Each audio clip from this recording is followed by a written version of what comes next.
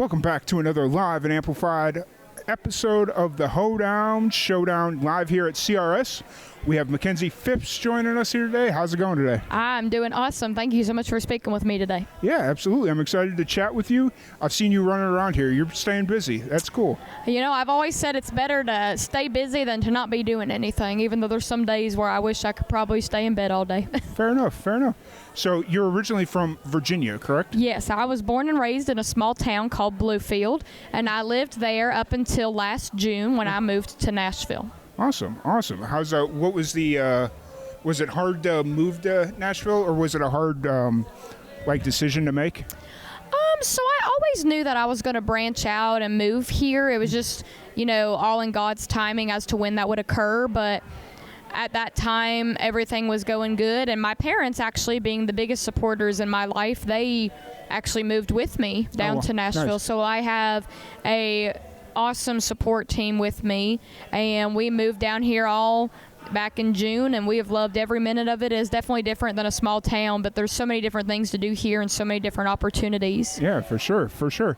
So growing up in Virginia, did you grow up in a musical household? Were your parents musical, or where's that kind of come into play? So my parents were actually not musical. My mom, some of her relatives were actually into music. My late Uncle Ronnie, he was a big songwriter and musician and singer, and he'd written some songs for Johnny Cash's younger brother, wow. Crystal Gale, and I think some actually for Alison Krauss. But I guess that's where I kind of got my musical gene from. And my brother, he could actually carry a tune. He just chooses not to showcase it to anybody. He just likes to sing in his house, but he does really good with music too.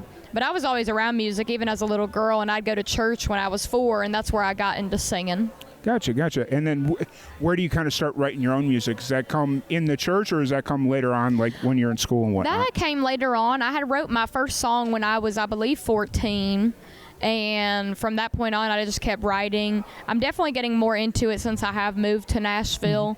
But I always like to tell people I'm a singer. I love to sing, and although I do very much like to write, writing just doesn't come as easy to me as it does for my backup guitarist and singer, Shane Begley, for instance.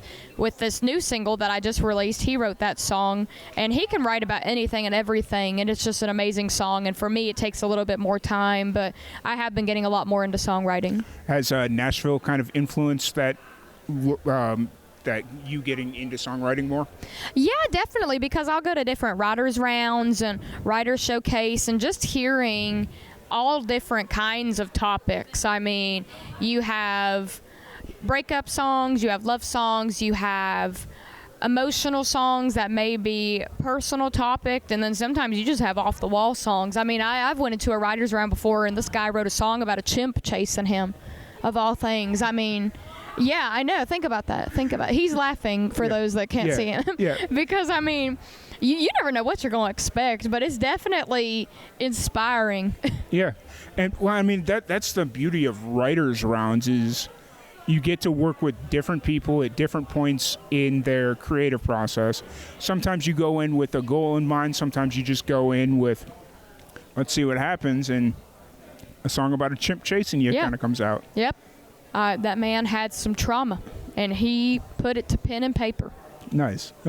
So looking at your music now, where are you kind of at? I know you just released 18 Wheels? Yes, I released that on my birthday of all days, February 16th, and I've been telling people if they want to give me a virtual present, go download 18 Wheels. It's just by a click of a button.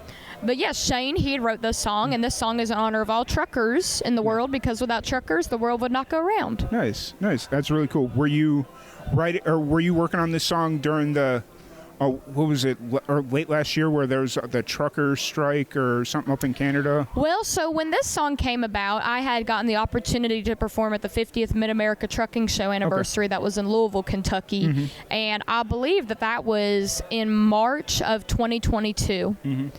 And I had sang this song at the anniversary, and a lot of the truckers really did appreciate it. And I just hope everybody out there takes from this song just how underappreciated they are, because I mean, you would not have anything without them. And it's even as simple as if you want to show your appreciation. I mean, if you see them outside at a gas station or they're sitting at a truck stop or whatever, just going up to them and saying, thank you so much for all of your hard work and your service. I think that just really speaks a lot of volumes. And if you want to even take it up a notch, I mean, buy them a lunch or buy them a coffee for all of the long hours on the road. They would certainly appreciate it. Yeah. I work right next to two truck stops, so I see truckers all the time. Yes. And then I got some not immediate family that do like long haul trucking, and then I grew up with a lot of people that do like the short haul, like doing deliveries from one place into like the city. So I grew up in Chicago, and they do that. So the trucking industry is no stranger to me. Yeah, so, that's awesome. Yeah, awesome. So you've been in Nashville now for 9 months, 9 months. I'm trying to do math over here. We're coming on 9 months now. How's Nashville changed you as a musician? It has definitely made my drive go up more because, I mean, you just see so many insanely talented people. Mm-hmm. And I just think it's always best to stay humble and kind. And at the end of the day, I mean, there's always going to be somebody that's better than you. Yep. And I feel like in that scenario, you evaluate the situation. And instead of being jealous, you just look at the person. You're like, okay, what can I do to improve myself? They have been doing this. They have this career going for them. They have all of this going. What can I do to improve myself to get where I want to be in their shoes? And just seeing all of the insanely talented artists around here has really helped me not only improve as a person but as an artist as well. Awesome. And now that you're in Nashville, what do you like to do in your downtime when you're not doing music? Well, I actually go to my local animal shelter. I work with the animals, and I absolutely love animal work. I've been helping animals going on about 3 or so years now, and I feel like a lot of people out there should really take the time out of their day when they're not busy and just go out to your local animal shelter and volunteer. I mean, majority of them, I would believe, throughout the world, if you have a shelter near you, they're always in need of volunteers, whether they need people to come out and help clean up a little bit, or, I mean, just going and playing with the animals and showing them attention, because that's all the animals want at the end of the day is to just have human interaction. And you never know, maybe you'll go to the shelter and you'll find your forever best friend when you least expect it. Yeah.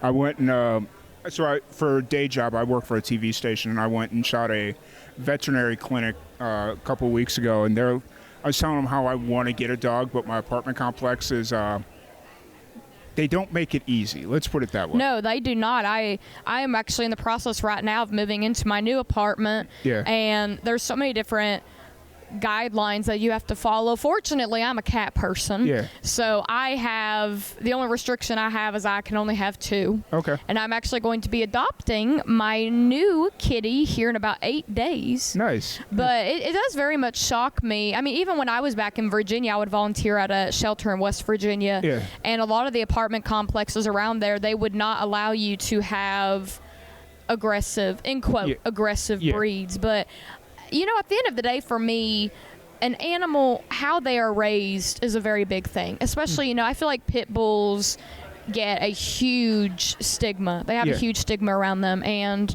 I just feel, in most cases, how they are raised is a very big thing. Because, I mean, I've met so many different pit bulls. I have met some that are not human-friendly whatsoever. And I've met some that are just the biggest cuddle bugs in all the world.